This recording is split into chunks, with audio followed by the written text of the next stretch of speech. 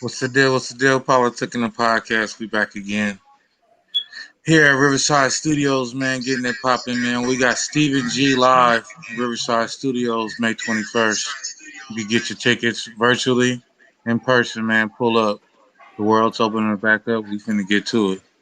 But I got to start opening the show up with a new thing I got to do, and that's the play of the week, man. So I'm gonna give y'all my play of the week real fast.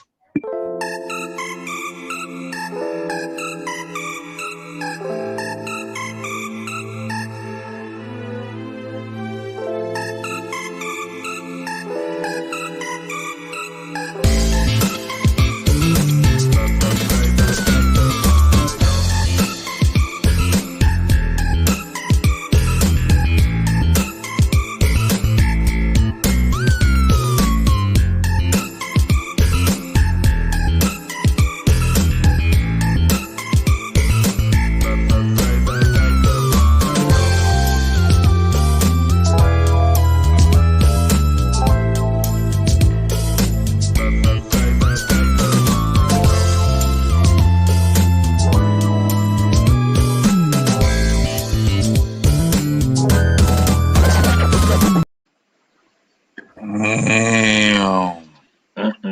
Chest to chest, cock back from the hip, banged on it, man. That was just too nasty. I'm finna bring in the homies, man. What's the deal, fools? What up? What up? Man, did y'all see that dunk? Y'all see that dunk? Ugh. I don't know. I have to say, I'm gonna get kicked out. You do me like that, I'm getting kicked out the game for sure. I ain't gonna knocking you out. I'm for real.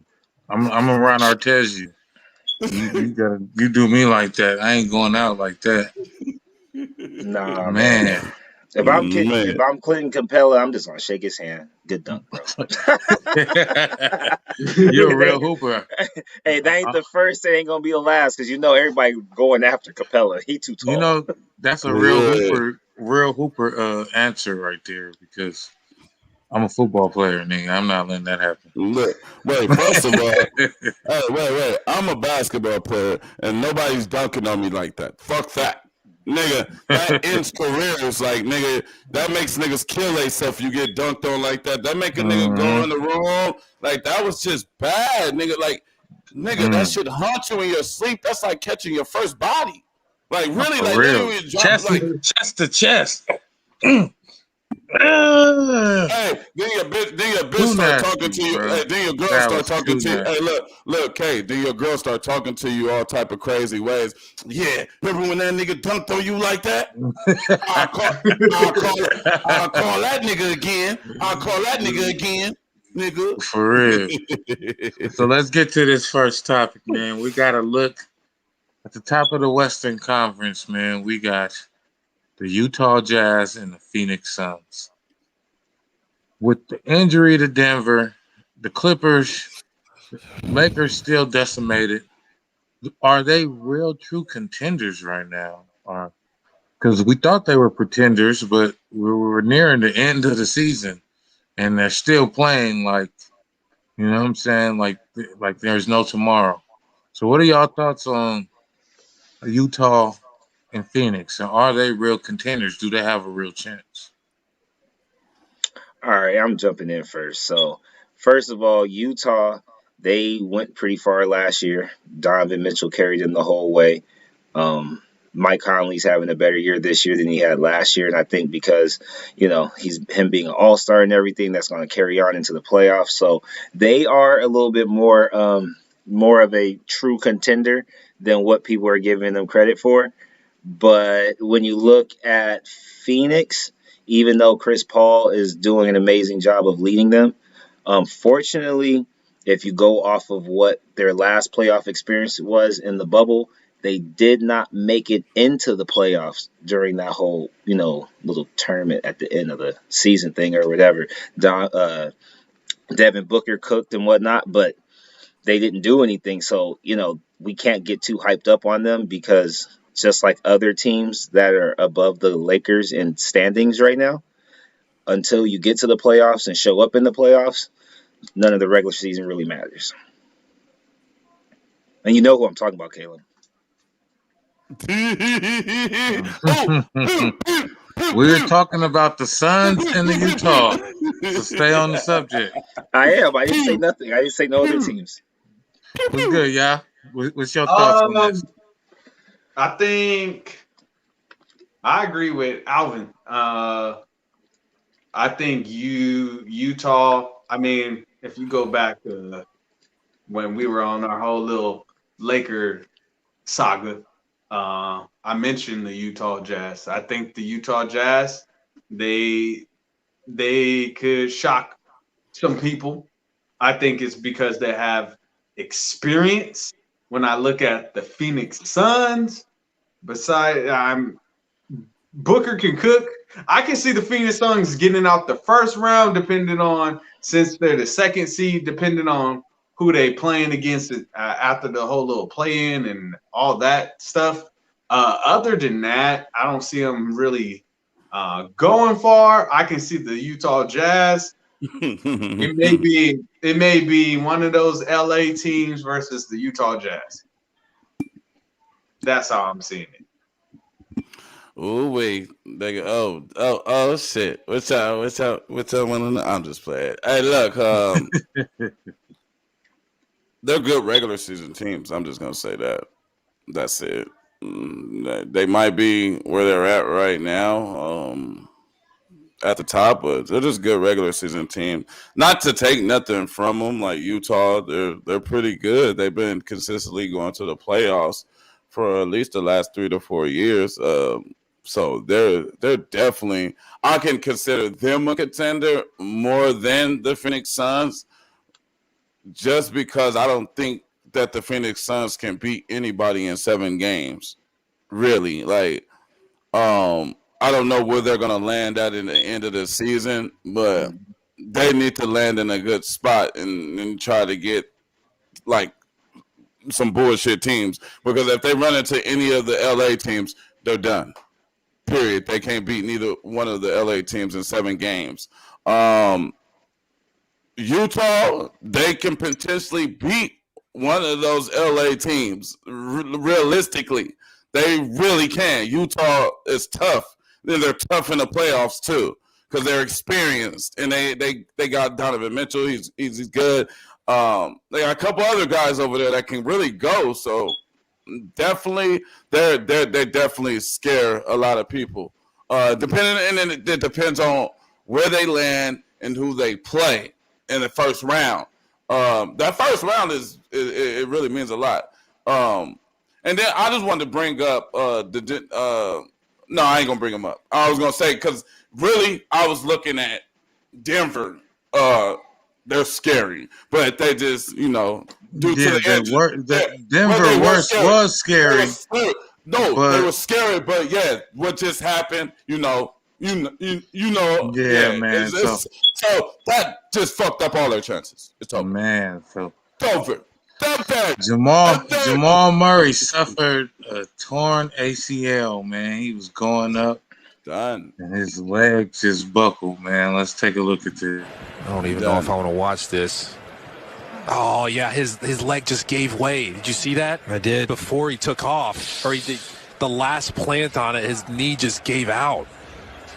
Oh, my goodness. This is just the unfortunate part of the game and sports. The Warriors have been beset by injuries. Jamal Murray is such a great young player and so key to everything Denver does. Dang.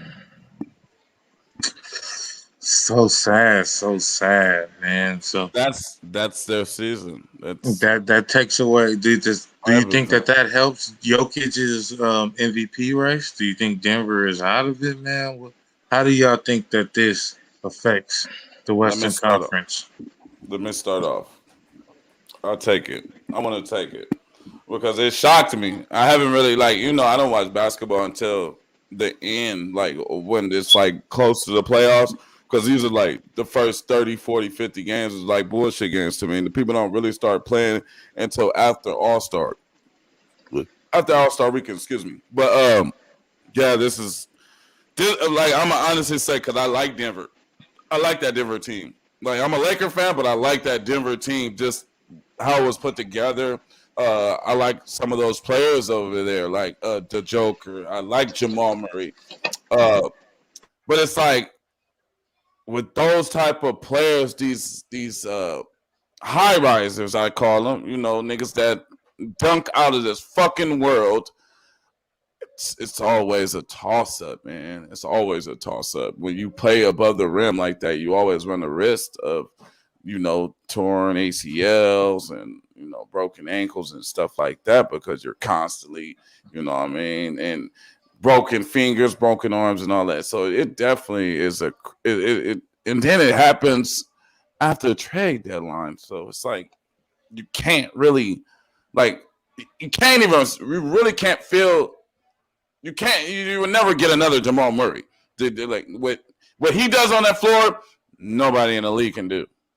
Like he's special in his own way. So to get somebody that can actually fill in that position, it puts him in a bad situation. And I was really rooting for Denver to really go some I was saying that they could beat the Lakers in my head. I didn't tell nobody that. I was keeping it a secret, but I'm saying I was looking at Denver. I like Denver. I actually like that team. I was looking at them to fuck the Lakers over. And in a 7-game series, they can beat anybody on the West. And I think they're with Jamal Murray. I think that's probably beside the Clipper and the Lakers, of course, but that's probably the only other team that can give Brooklyn Nets a run for their money just because they do have a bench and their starting 5 is immaculate.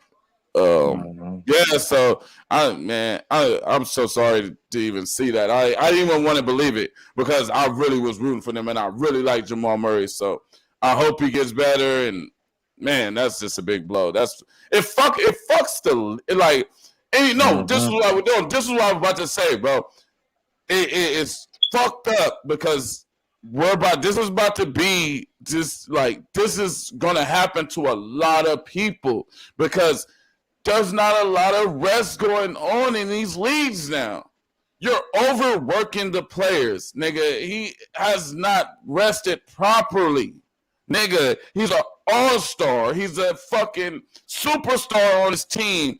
He wasn't even this player 2 years ago.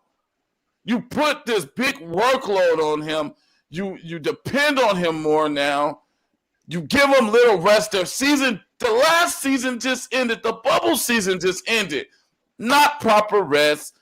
Bro, shit like this is going to be frequent. When the Lakers is without 2 of their all-stars. Nigga, LeBron James, how many times has he been hurt, nigga? Rest my fucking case. Next man can talk, nigga. But that shit pisses me off, dog, because this shit is about to start happening more than usual. Period. No, that is facts. Shout out to Jamal Murray. I like Jamal Murray because in the bubble, my dude was rocking the D Rose ones and torching people in them. That's why I like him the most. But I think for Denver, I know they're about to try to pick up Austin Rivers. I mean, he ain't no Murray. I think they'd be fine for the remainder of the regular season. They'll be good for the regular season. When it comes to the playoffs, Joker can probably get them to the second round. They still got a squad. Good thing they picked up the dude from the Magics, but I don't think he can really. You still can't replace a dude like that, and it's just like how he was saying, these short seasons, your body don't get to recover. He didn't get to get the proper rest or whatever the case may be. I hope for a speedy recovery. I didn't, when you were playing it right now, I just closed my eyes. I ain't watching it. I got PTSD. I got too many basketball injuries for me to watch it. Like, I can't watch any more basketball injuries. So speedy recovery.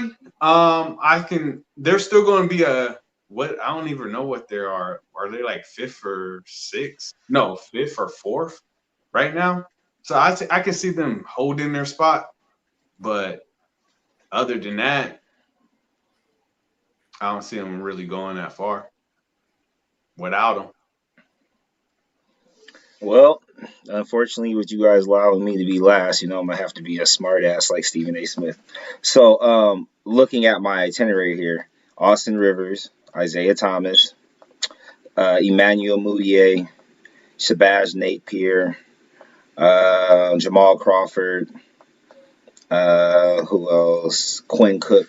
All point guards available for 10-day contracts, maybe even to sign as free agents for the rest of the year, because even though trade deadline's out or trade deadline's up, you can still sign free agents or at least try to give them some type of, 10-day contract to try to hold them on for the rest of the season.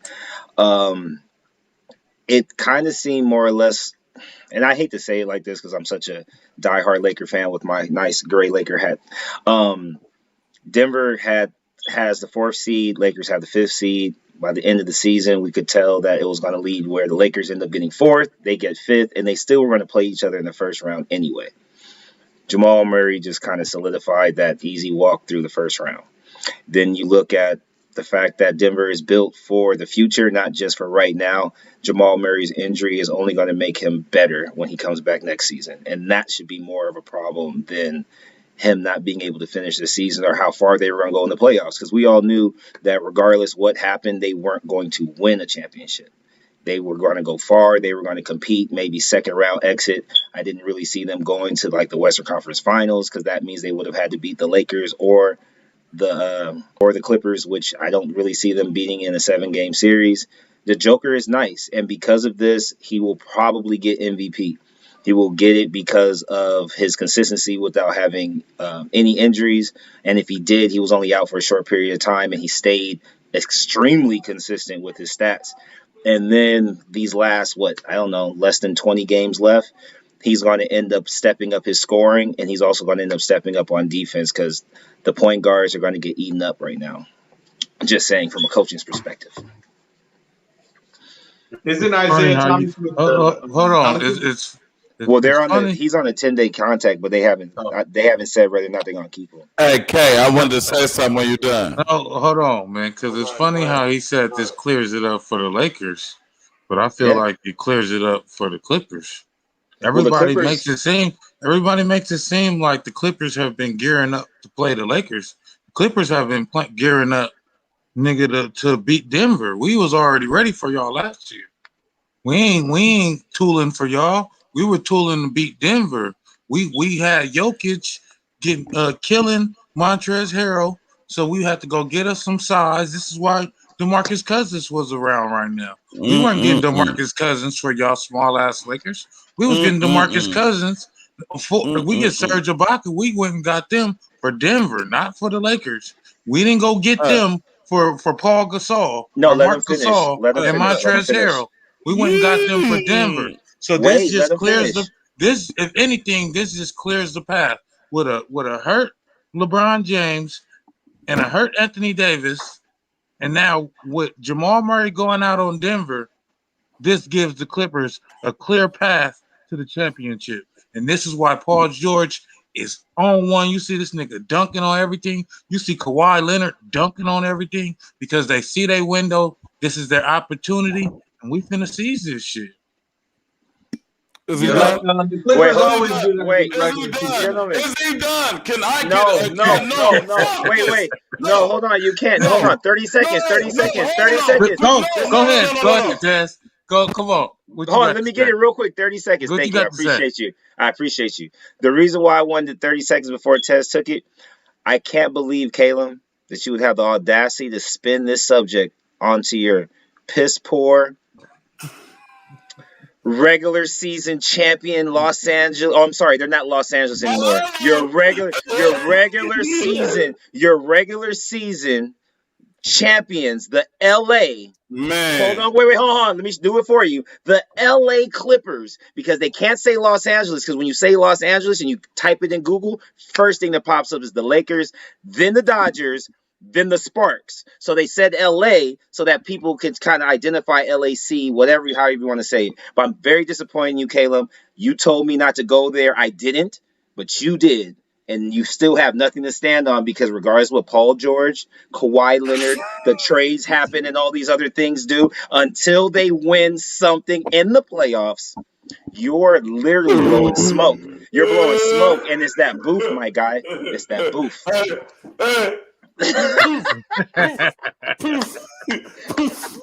booth. hey, I forgot, Alvin. I forgot. Thank you. You took that 30 seconds. I needed you to do that. I forgot we was on the same team, nigga. I think we on the same team. Sir. Yes, now, motherfucker.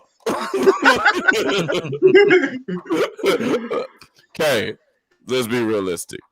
You niggas need to focus on getting out of the first round. Period.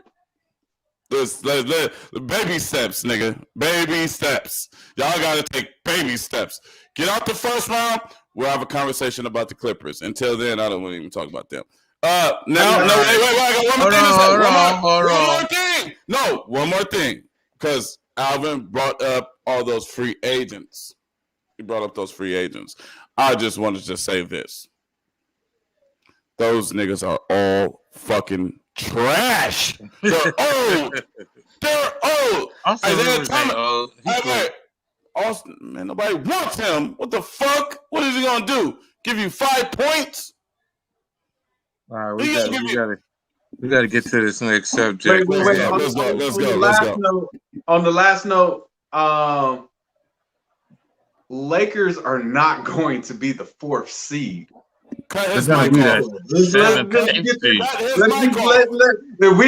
move on, but let's get this right. Lakers are about to, depending on when Anthony Davis gets back, and if he don't get back soon, you guys are about to be in 7th because Portland's about to pass you, Dallas is about to pass you. Y'all about to look like y'all gonna be close to that play-in game. Where is your team? Where's your team? Let's go. My team beat your team. All right, we got to get to it, man. So, UFC 264 is set to have a packed capacity crowd in Las Vegas, Nevada. So, as sports went with Corona, is the world. So, if UFC is going to have full capacity sports, is the world officially back open? What are your thoughts on this? I was told that it was supposed to be back open in June or something like that. That everything was going to be back open. The only difference was they were going to still require us to wear masks. Because like all the amusement parks here in California are open, from Six Flags to Disneyland to Universal Studios. You can dine in at any restaurant. Everything is to the most part back to some type of norm. But if we're going to talk about this, if I'm not mistaken, this is the third go around between the two of them. This is going to be epic. They're going to bring in a lot of money. There's going to be a lot of people. You're going to probably see the most amount of celebrities that we'll see since probably the NBA championship, whenever that ends up happening, because I don't know what the schedule is looking like now. But the pandemic is on its last leg, from what it seems. Conor is a smart man. He is a smart man. First, he took the fight with Mayweather, right? He did it to get paid, right? Then he's doing this fight.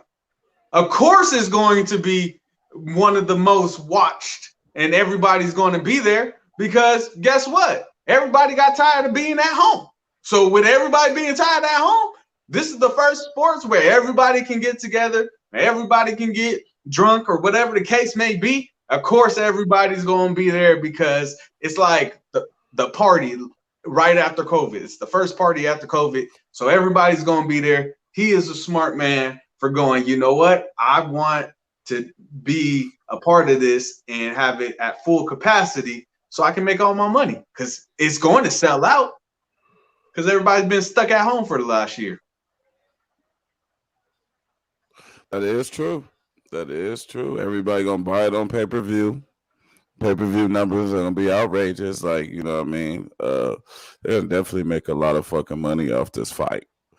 Conor McGregor is a smart individual. He's gonna go take his bag. Like, he reminds me of the Floyd Mayweather of UFC. You feel me? Like, he's going to go get it back. He's just not undefeated, but you know what I mean.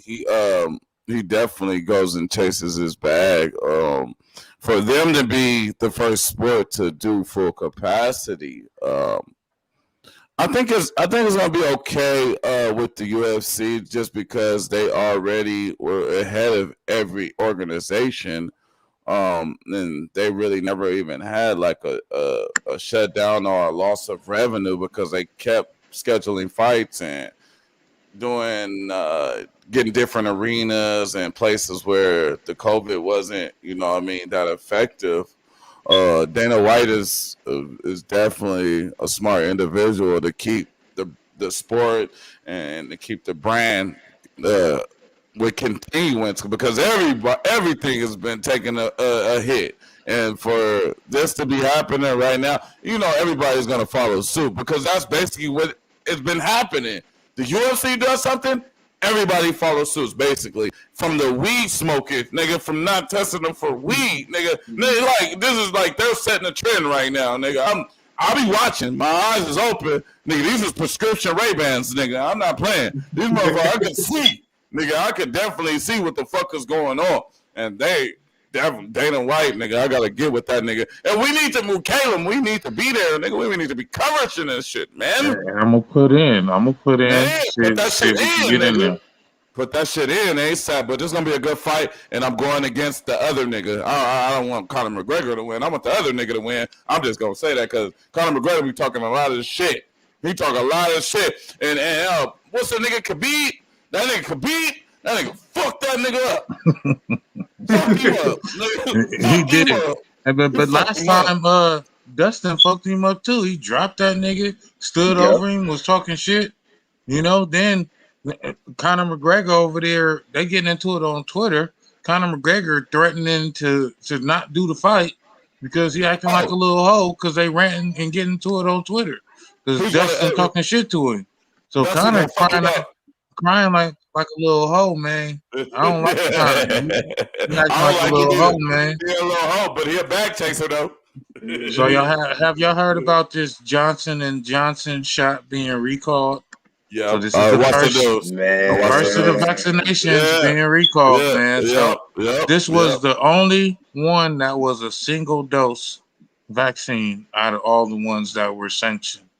And I guess people were breaking out in hives. It was causing rare blood clots and all type of different things. There's been deaths linked to it. And now they're telling you, they're recalling the whole Johnson & Johnson vaccine. What is your thoughts on this recall? Is this just the first of many, or are all of them going to eventually end up down this road? I mean, how many people really like Johnson & Johnson, to be honest? I mean, other than the fact that they always had really nice smelling baby lotions and baby shampoos, you really didn't mess with it. Like, there was always bad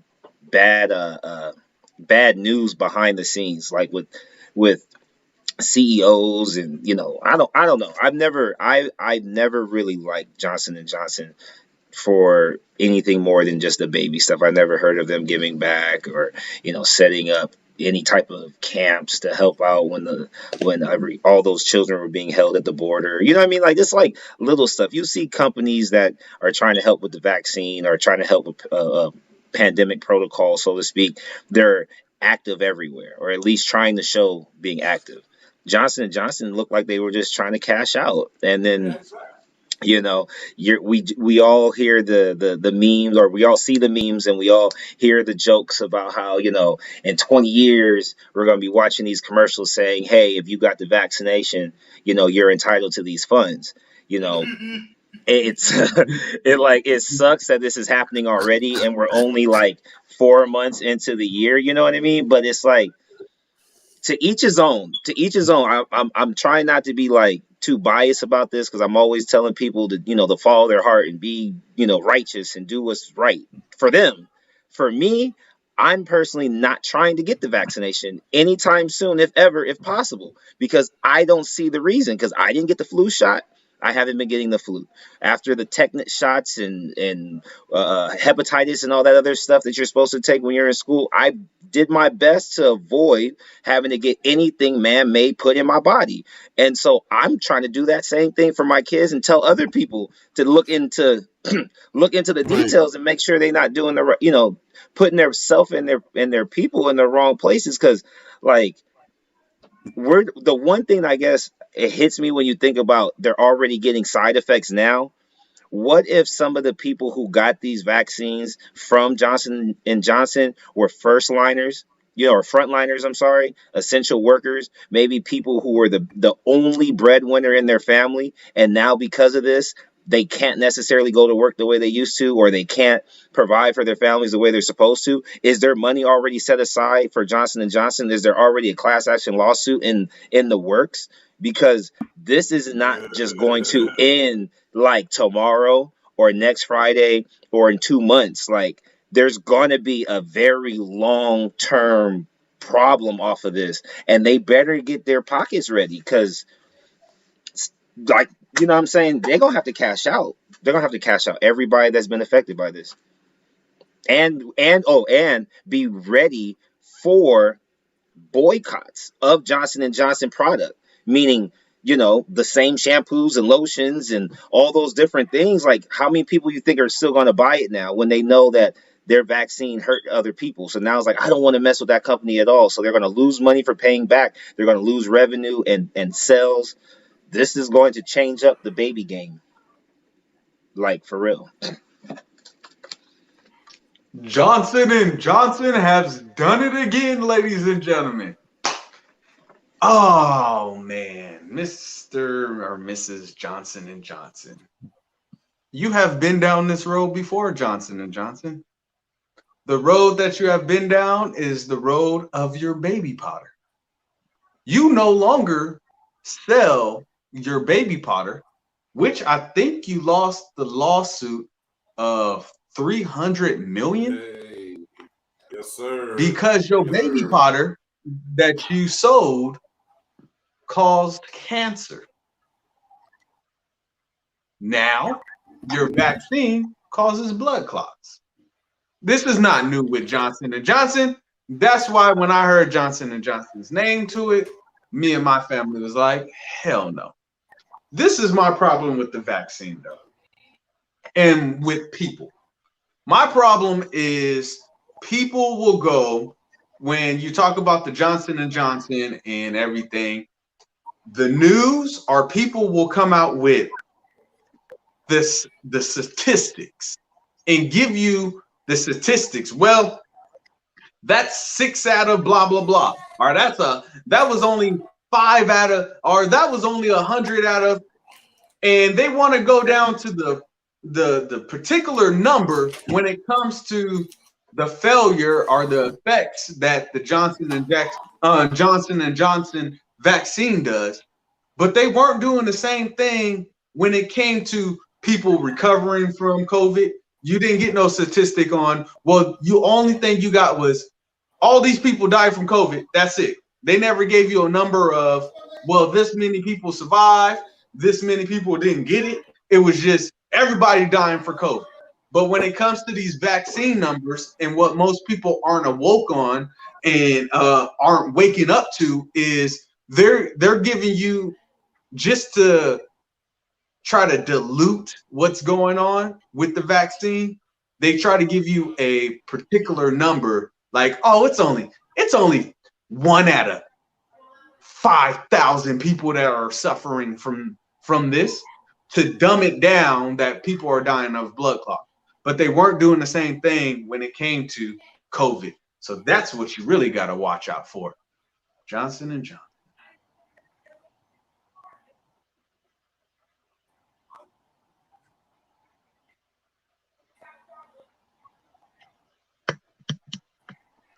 Can't hear you. We can't hear you.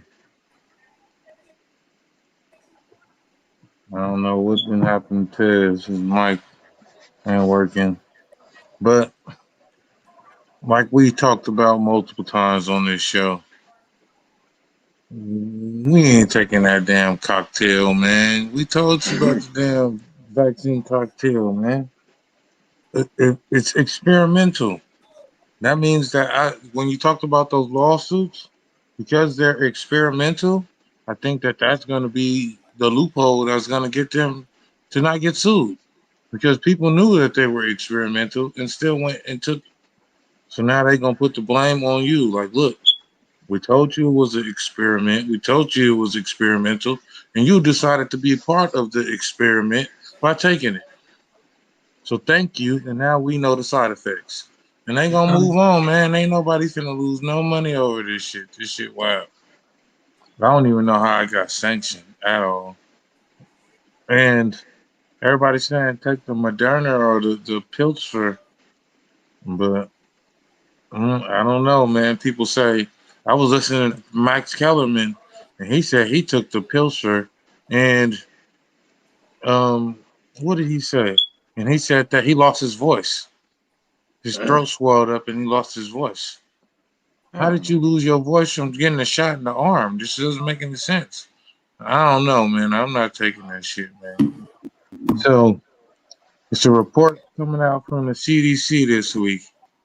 They said that racism is a serious threat to public health. What does that even mean? I'm so confused. Why is the CDC even saying this? What the hell is going on, man? So racism is a serious threat to niggas' health? What y'all think about this?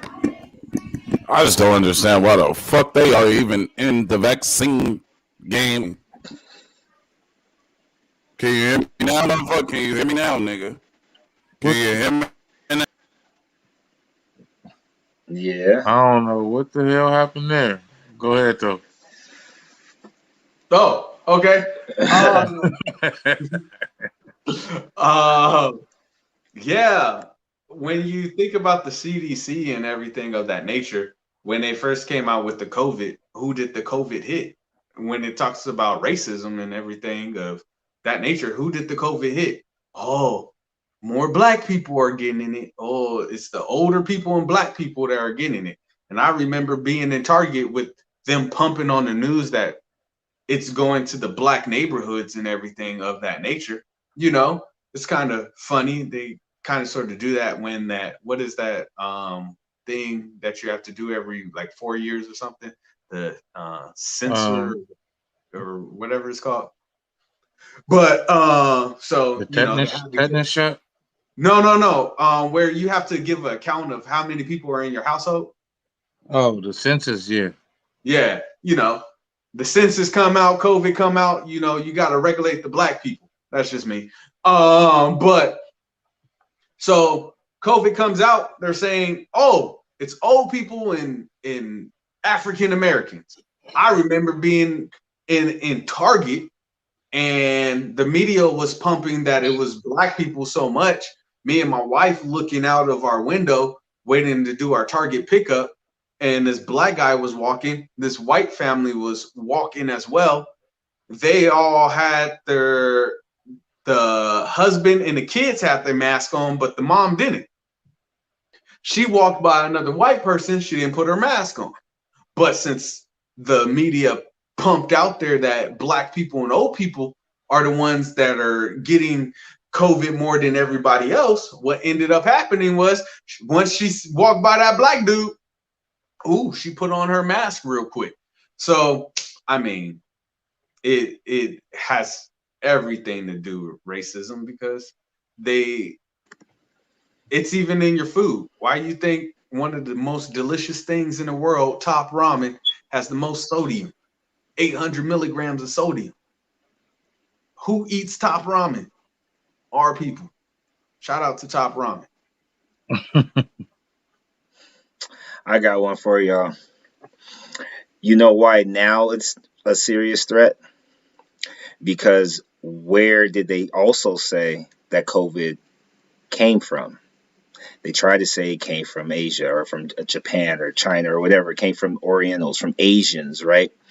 We have the COVID. We're stuck at home for a year. We're all starting to get these vaccinations. All these black people continue to die. Black lives matter this, all lives matter that, blase, blase, right? Now it's 2021. Biden is in office. And now Asians are being attacked. Asian hate crimes are at an all-time high. Black crimes is still, black attacks are still the same. It's not slowing down. It's actually becoming a little bit more consistent than what any of us are willing to admit. But the two major minorities, which are in some cases considered the majority, considering what black people and what Asians are into this community, and I don't mean my community, I mean the world. I'm sorry, not the world, United States, right? Asians come over, and I don't mean to say it in a racist way like this, but I went to school with Asians and I love them. I have respect for them, but I'm saying it for this reason. When they come over to learn from us because we have so much education, right? They come, they learn what they want to be, what they want to do. They go back to their country and they establish it there. They get funded from their own people and they build up their country. Black people, we don't have a country to go to because unfortunately for us, this is home. We're not going back to Africa to try to reestablish like Akon did. No disrespect, but we're all here. We're going to probably be here for a long time. So we're now finally starting to get a little bit of a positive movement going where everyone's kind of seeing the benefit of coming together compared to continuing to have black on black crime and watching Kobe die or Nipsey die or DMX die. You know what I'm saying? Like we're finally getting it. So right now, while the hint of a revolution is real, now racism is a serious threat so that anybody that does anything can be punished the way that police officers should have been punished a long time ago. How any hate crime against any person should have been taken serious a long time ago. The way rape should have been taken a long time ago. None of that shit was ever punished by death or the way, people thought like martial law. None of that martial law shit was even a thought until it was blacks and Asians and Mexicans having guns and they could do whatever they want with it because they know they've always been taken advantage of. So now racism is a serious threat because the people who are being taken advantage of aren't standing back, or I'm sorry, they're not standing and falling back and getting intimidated anymore. They're standing up and they're stepping forward. And now it seems like before shit gets worse, it's wrong. You're right. 400 years of slavery, wrong. Wrong. We said COVID's wrong. Racism wrong too. Yes, don't hurt us. That's what it is. It's fear. I think that they just showing face like the president. We got a president that literally represents the state of this country right now. A big face, just something to cover up, to say the right thing, to get them through this rough patch. You know what I'm saying? It's like they're never gonna do right by us, man. They have no plans on changing anything systematically. I mean, if you look at the way things are now, and you look at the way things were 8 years ago, with a black president, I mean, what systematically has changed after all these deaths? There's been mass shooters that are white that just walk right up to them with guns after killing multiple people and get taken into custody. Like racism it's a disease, and this country has it bad, man. I don't know what the solution is, because we just had another killing in Minnesota, and the officer was only charged with second-degree manslaughter. So she shot this man point blank. She said she was reaching for her taser, and she grabbed her gun by accident. And she's fired from the police, and now she is facing second-degree manslaughter. Not second-degree murder, not third-degree murder, not first-degree manslaughter, second-degree manslaughter. The system in itself is racist. So then how can anything in America not be racist after that? It just makes no sense. Like, you can't have a racist system and then think that you're not going to have a racist country. It makes no fucking sense. What's your thoughts on this, man? What's up, y'all? I was about to say the same thing that you said, bro. It's like, breaking it down in layman's terms, it's like me establishing a basketball system. And let's say you guys were football players, and I'm establishing a basketball system, and you learn my system. It's not meant for you. So with it not being meant for you, it's not going to work out. Like, why doesn't this system work for me? Well, because it's not meant for you. It's meant for a basketball player. And like, the system was never designed for Black people, minorities, majorities, however you want to see us. It was not built for us to succeed. So people get away with second-degree manslaughter. And I was trying to go through, and I was typing in Google and stuff like that. Like, was she even given any other, like, was there any other choices? Like, was it like, hey, second-degree murder, you can get second-degree murder, but we're not going to give you that. We're going to drop it down to here. I didn't see any of that. I was like, dang. How don't you know? There's a difference between, like Sharpton said, there's a difference in weight between a taser and a gun. That's first and foremost. Then I think it's a lot harder to pull back the trigger on a gun than what it is on a taser. Now, with some of these police new guns, it is easier to pull the trigger, but I still think the taser trigger is a little different than the other one. Then off of that, you are the training officer. You're supposed to be training the dude, which I guess he did his job. You know, he was trying to detain, arrest. Well, if you put in the handcuffs on him, you're no longer detaining him, you're arresting him. So you put in handcuffs on the kid. Okay, cool. Kid gets out, jumps in the car. Okay, cool. That was, you know, don't do that, but that's not even the focus. Like, okay, cool. Kid did what he did. Whatever the case may be. He was scared. Okay, whatever. It wasn't the new guy that shot him. It was the 20-year vet that shot him. Like, come on now. And you got manslaughter. I don't know how many years you get. What, 10 to 40? Something like that. But you got manslaughter. System ain't for us. System ain't for us. Man, this shit is ridiculous. I gotta show you this crazy, ridiculous shit that I ran into earlier today while writing the show. And this shit is just a clear indication of what America is. Hey, get out of the car, man. You got a gun right there. Okay. I need you to relax for me, okay? I will shoot you through this mouth. The guy's a threat, so trying to let go of me. You just put your hand on a gun, sir. And yet people have the nerve to say that all black people have to do is comply.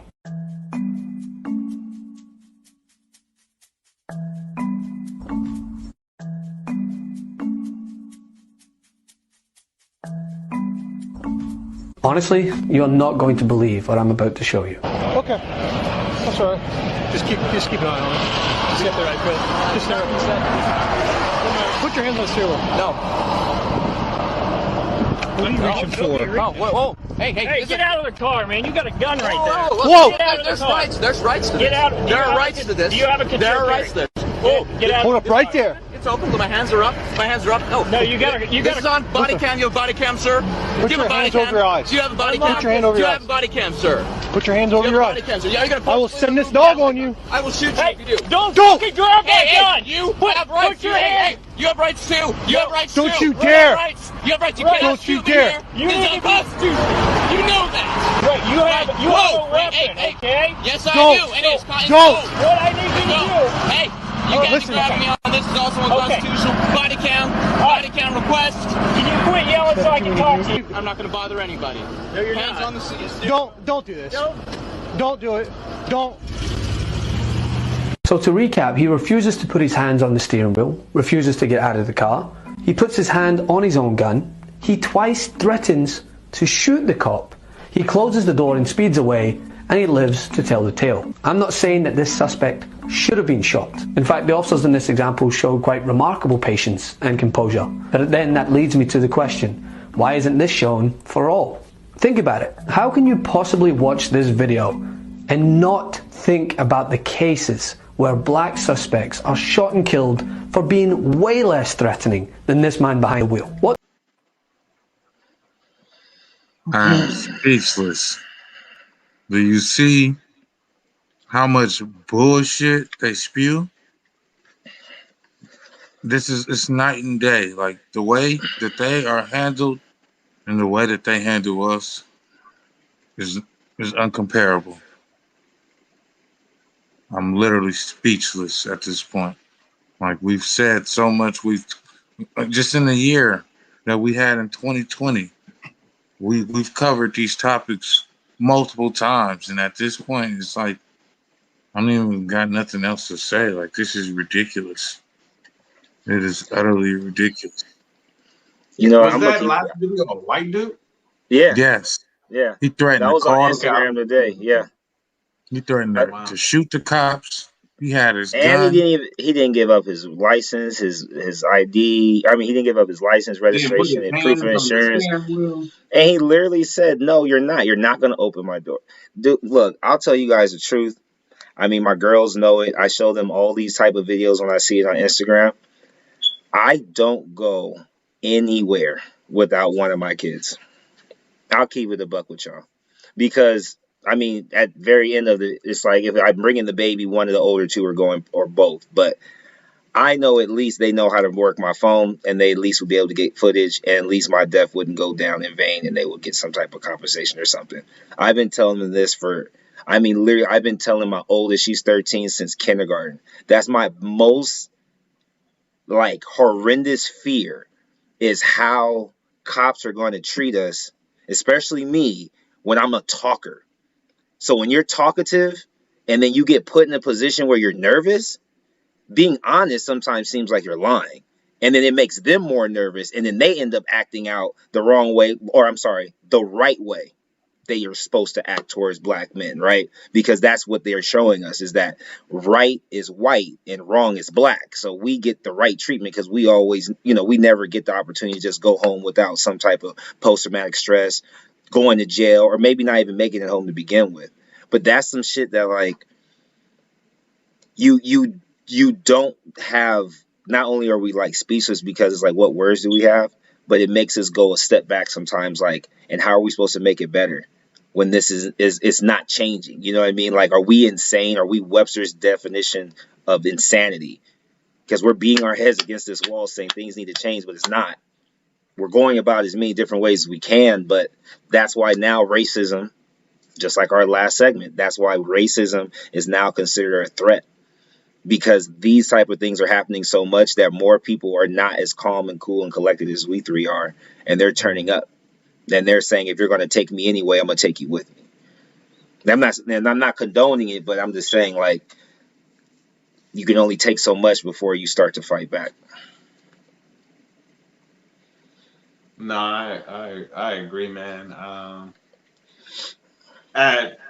got a son, so he gonna have to deal with it, and I'm not even saying it's just we have to deal with it as men.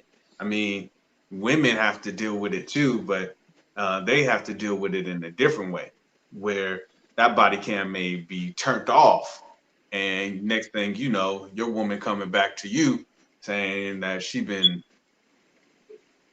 molested by an officer, so because that stuff was going on back in the day as well. So it's kind of like every time you get pulled over by the police, it's like you going to a casino, man.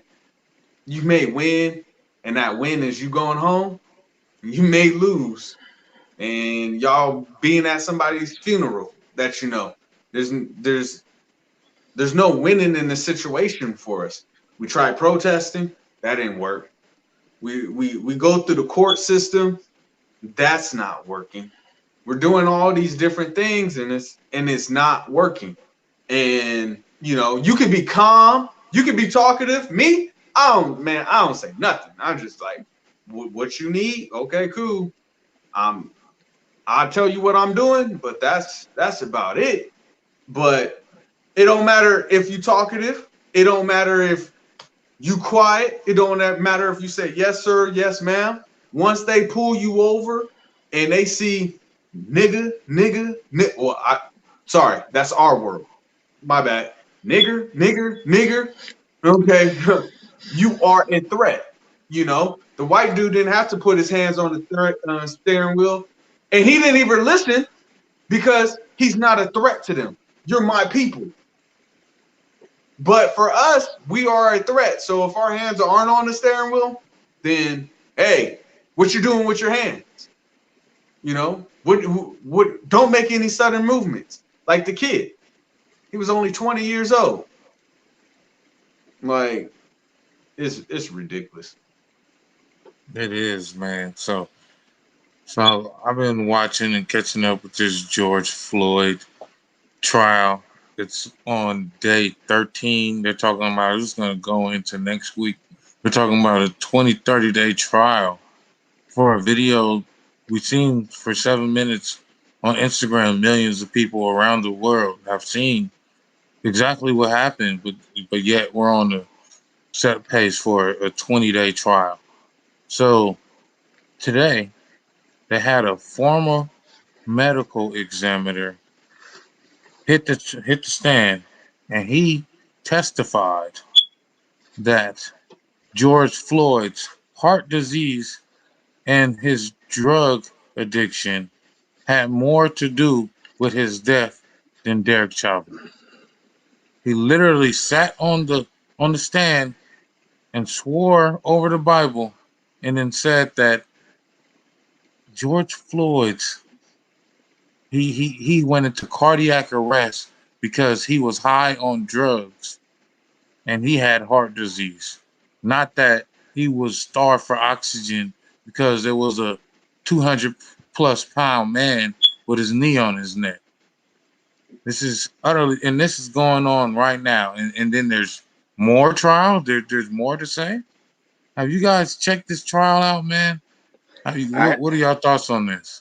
I haven't checked on it as much as I should because I feel like it's unnecessary and it's like throwing shame and dirt on his grave because there was nothing he could have done to save himself.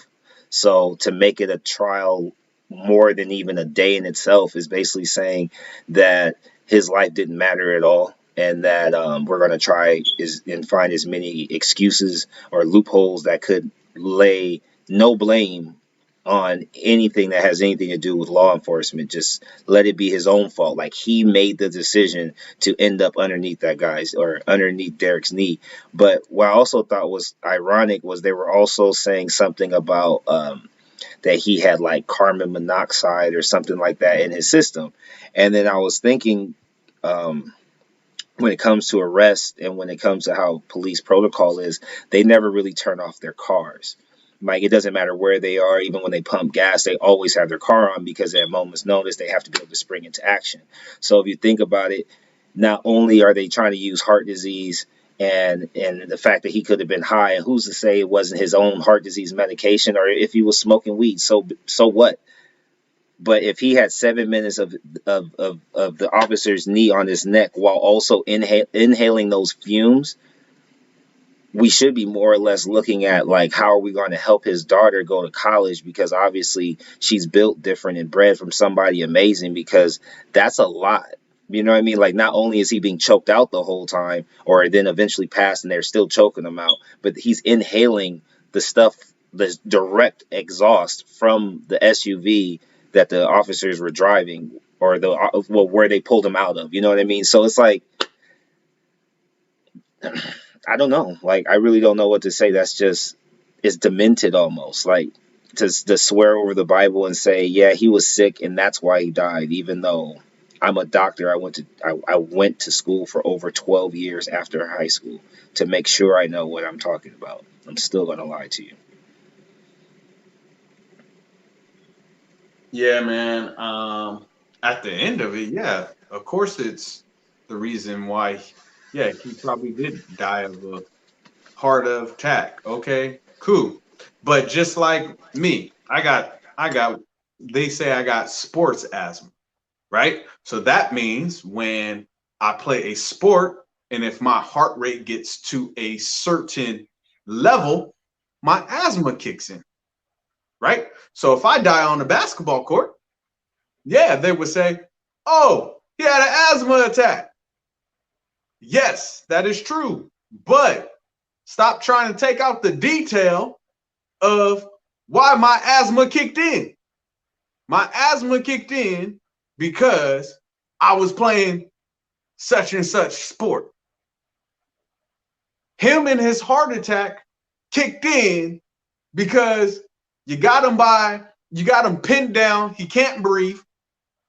You got 3 men, 4 men, or whatever the case may be. You got them on him, and he's by the back of your car taking in the carbon. So therefore, those actions help spring in, just like if it was an asthma attack, cause his heart attack. Okay, cool. He died of a heart attack. Okay, cool.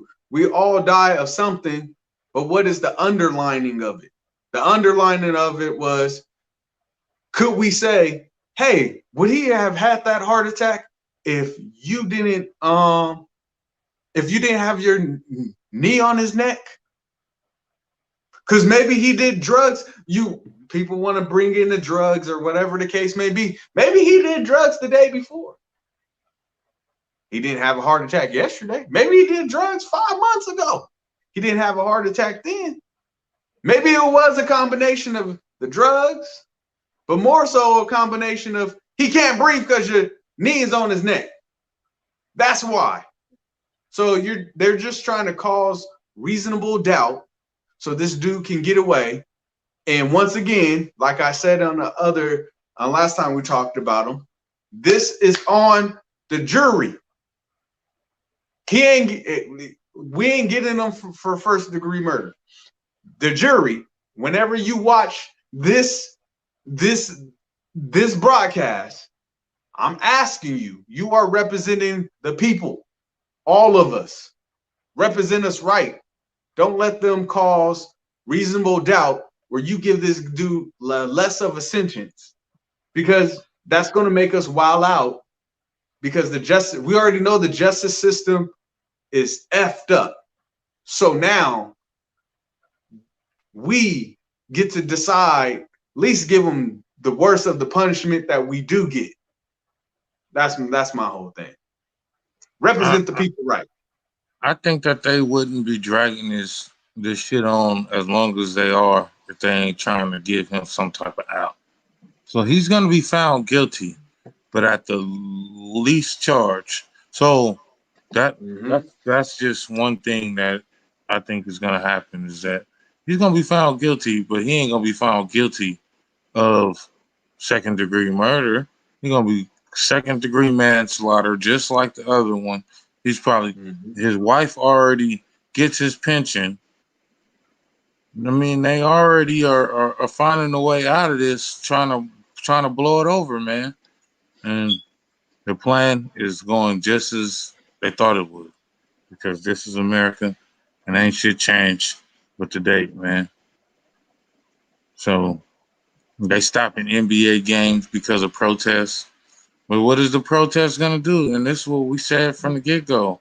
If we don't organize and come up with a plan as a people, then what are we doing? Because all this protesting for the last 3-4 years, we've done nothing but protests. And what? Ever since Trump got in office, we just protested. And ever since, what have we got done? What laws have we got passed? What has actually changed? Nothing. The murder rates are higher than ever. Niggas got stimulus money. Hey, but remember though, Kalum, when Trump first got into office, even like YG's song, at first we all fucked with him because of what he did as a businessman. So it took 4 years of everybody to see that shit wasn't going to change, right? That the same old song and dance is the same old song and dance, right? So here we are in the beginning of a new presidential term. We're 4 months in, and we have just as much or even more hatred going on across the board than we did the last 4 years. You know what I mean? Like, every topic you just brought up today kind of makes sense. Well, non-athletic though, like the racial, like everything racial becoming a threat, right? What the CDC really wants, you know what I'm saying? Like the Johnson & Johnson vaccination, like everything is kind of geared towards, let's try to like exit stage left before they realize they're all together in this. And if they expand out, we have to jump off the cliff to stay alive. You know what I'm saying? We can't turn and square up and try to fight to change anything to go back to what it was. Like, we all know what it was can never be again. So why are we still, like, to a certain extent, not giving our best for ourselves? You know what I'm saying? Like, it doesn't have to be fighting, but I'm just saying. Go ahead, yeah. And my thing off of piggybacking off of what you said is keep that same energy. You know, man, keep that same energy, because when especially the media, hey media, keep that same energy, because Trump was doing everything wrong. If the whole shooting thing with the Asian community would have happened with Trump, guess who would have been at fault? Mm-hmm. There's been more shootings. There's been high school shootings this week. Keep that same energy. Where's Biden at? You don't even hear. Where's Kamala at? You don't even hear these people, man. You don't they're hear. not addressing the nation. Bro. They're not responsible. Yep. But if it was the other president, if it was the 45th one, then it's all Trump's fault. It's because he did this, and this. No, where's the responsibility for Kamala and Joe? They just get a clean slate. Like, people still like keep that energy. And wouldn't they have, and also every time there was a big catastrophic like mishaps, wasn't there a rally? Mm-hmm. You know what I'm saying? Like, if I'm not mistaken, like every time the media shunned Donald Trump, him and his coalition did a huge event as a rally, and everybody stood there supporting everything that came out of his mouth.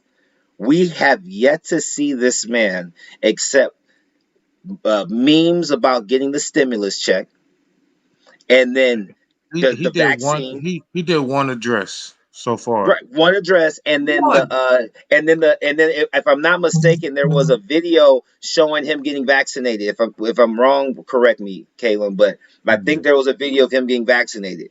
But you remember, before he even got elected, what was the joke? That Joe was a clone and all this other stuff, that, you know, he wasn't even alive anymore, and all he's doing, like, he's stumbling. Where in the hell is he?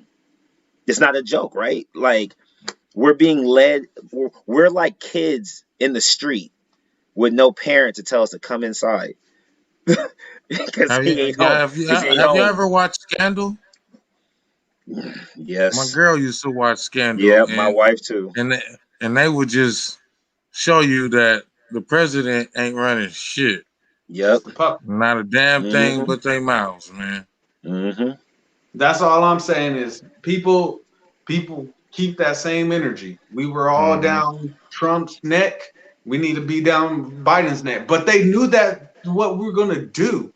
Like, I think that's why we keep losing, because they think they're one step ahead of us. Yeah. So we're not playing chess. We're being What I practice is something called chaos theory, and what it does is it's the butterfly effect. You want to start at the end and think of every different possibility, and this is a scientific study that they do, and this is how they control chaos.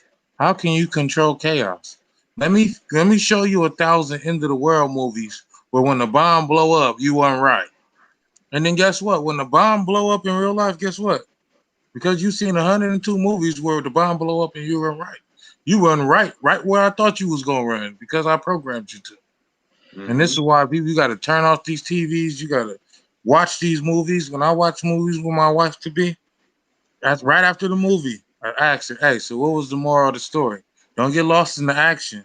What were they talking about? Because that is what matters, man. You really got to. Because I've been telling people from day one, iRobot is real. All right, well, So we got to was get up out of Wally. here, man. We got to get up out of here. Let's get some shout outs before we get up out. Hey, shout out to everybody in the AV, always and forever until I leave this dirt, literally. No, but shout out to Kalum, shout out to y'all, shout out to Politikan Podcast, shout out to the Politikan Forum, shout out to Running Wild because Josh ain't out here, shout out to Brand of Encouragement, y'all just get it. Focus on the future, Ronnie HNS 420, even though he ain't here. Shout out to Tez, even though his line got dropped. And shout out to that movie Raya or whatever. That message was the first step into making a change is your first step. Shout out to Brand of Encouragement, Running Wild, focus on the future, the Politikan, podcast, broadcast, forum, everything. Shout out to everybody watching.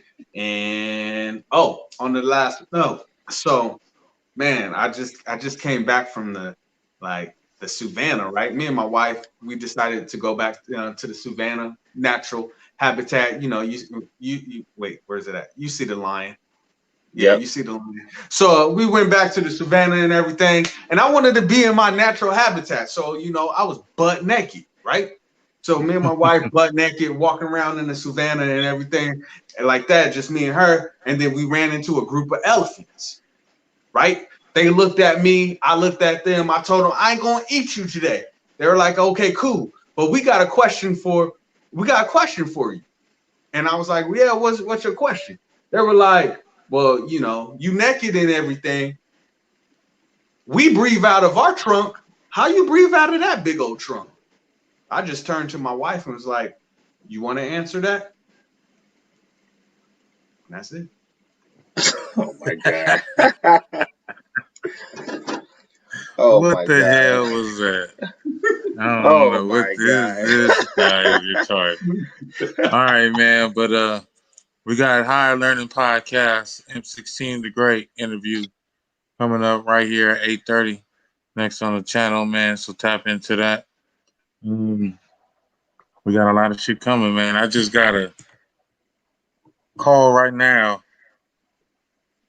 with the Southern California Black Business Expo.